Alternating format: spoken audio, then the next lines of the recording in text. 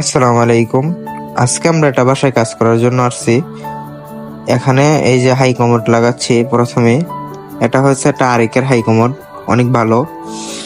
এখন আমরা প্লাস্টিকটা ভালো করে খুলে নিচ্ছি কার্টন থেকে। এখন আমরা ফিটিং এর কাজটা করব। ভালো করে হাই কমোডটা প্লাসটা লাগিয়ে নেব। এখন লাগানোর পরে টয়লেটের ভিতরে একটা বেসিং হবে। আমরা মাপ দিয়ে ভালো করে ছিদ্রগুলো করে নেব। ছিদ্রগুলো করার পরে রয়্যাল ফ্ল্যাগ ঢুকিয়ে স্ক্রুগুলো আটকে নেব।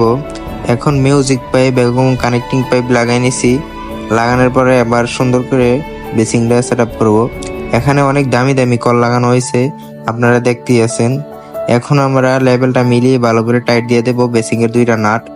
নাট টাইট দেওয়ার পরে এখন আমরা সেলফটা লাগিয়ে নেব। সেলফটা লাগানোর পরে এখন আমরা একটা গ্লাস লাগিয়ে নেব।